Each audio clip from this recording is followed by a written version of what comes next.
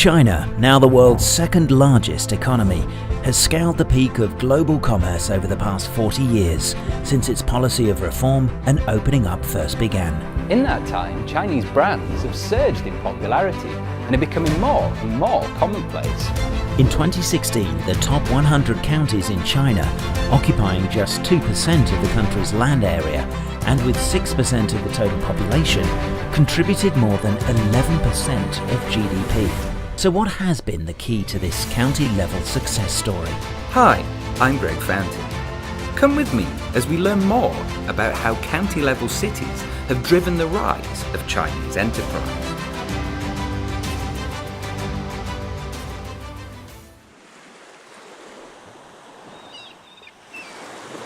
Jinjiang is located on the southeast coast of Fujian province. Despite occupying only a 200th of the province's land, it accounts for nearly 1/16 of its economic output. 40 years ago, it was an undeveloped region whose economy was largely reliant on agriculture. But by 2017, Jinjiang was ranked among the 5 most competitive county-level economies in the country, a position it had held for the past 6 years.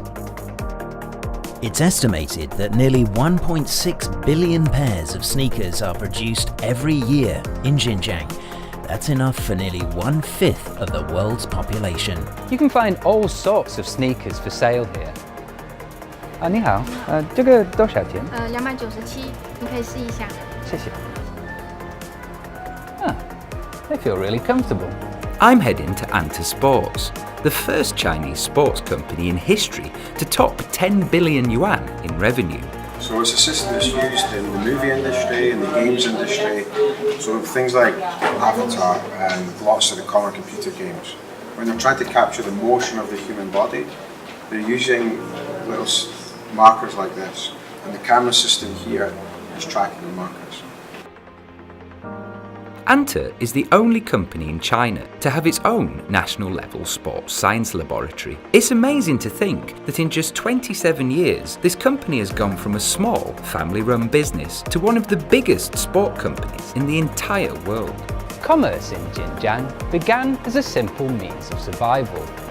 Early family-run businesses, many of which would have had their start in houses like the ones that have been preserved and restored in this heritage area, have since developed into some of China's best-known shoe and clothing brands. Since China's reform and opening up began, Jinjiang has experienced an economic boom.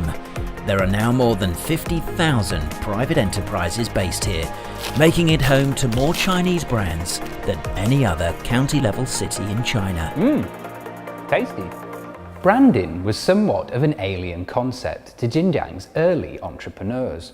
As business boomed, however, the effectiveness of such marketing techniques soon became obvious. 恒安呢是创办于1985年，当时我还没有来到恒安，在电视广告上，我听到一句“安乐的保护体贴又周到”。安乐卫生巾出道6年之后呢，它就市场占有率达到了40%。在03年呢，我们又出了7度空间少女系列。我们除了卫生巾，我们96年开始有我们的安儿乐纸尿裤，到最后延伸到我们的家庭生活用品、家居用的产品。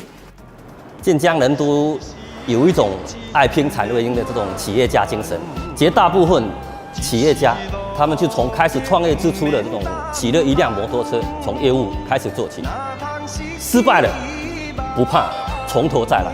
晋江企业家还有一种诚信经营的这种精神。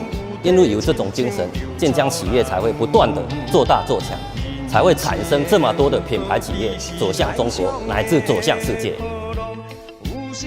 The song you just heard, called Dedicate Yourself and You Will Win, is well known throughout Jinjiang and embodies the area's entrepreneurial spirit.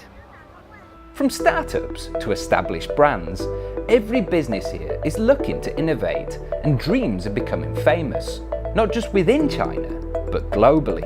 丽朗有了这个名字以后，一直是用的拼音。但是呢，我们通过到07年到米兰去走秀以后，外国的朋友就感觉到这个翻出来什么意思呢？好像翻不出来。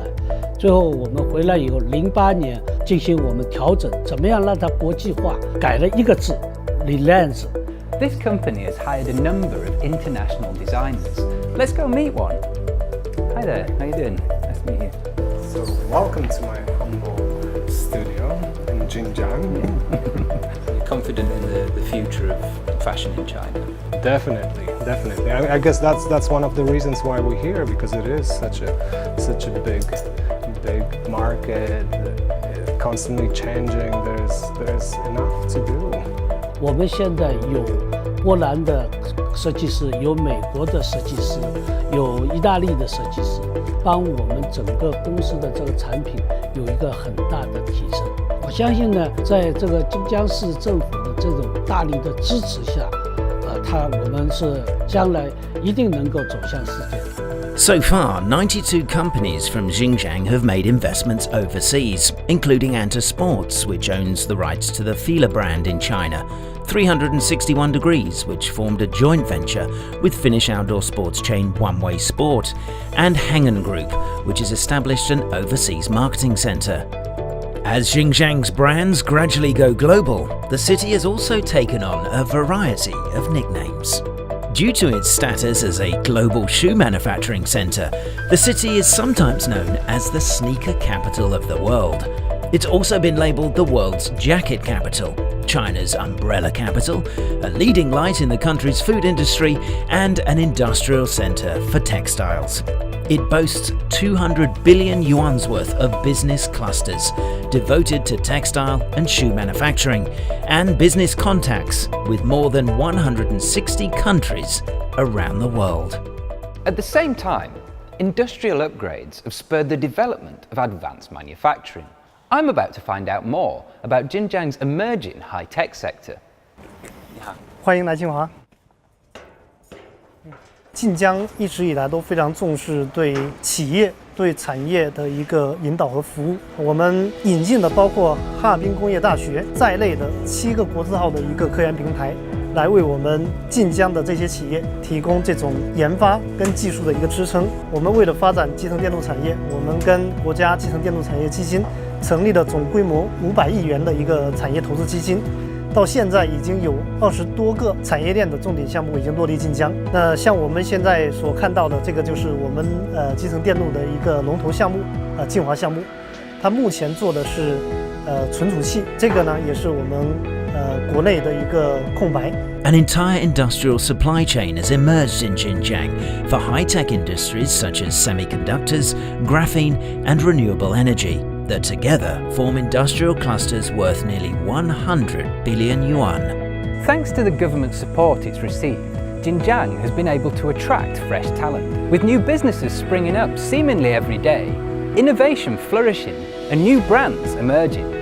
I'm on my way to meet with one of the city's new generation of entrepreneurs.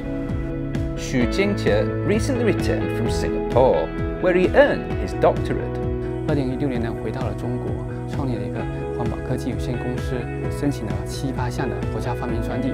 晋江政府呢，对我们也提供了很大的帮助，包括资金的扶持、免费的办公场所以及生活的各种便利。相信我们呢，也接下来越做越好。While still the governor of Fujian province, President Xi Jinping visited Jinjiang 7 times in 6 years. He came up with the phrase the Jinjiang experience to describe the city's entrepreneurship, innovation, and devotion to reform and opening up. This phrase has since become a byword for the city's development, providing impetus to other cities' growth and incentivizing Chinese companies and brands. Jinjiang's GDP has soared from just 145 million yuan in 1978 to more than 198 billion yuan in 2017, typifying Chinese development since the start of reform and opening up.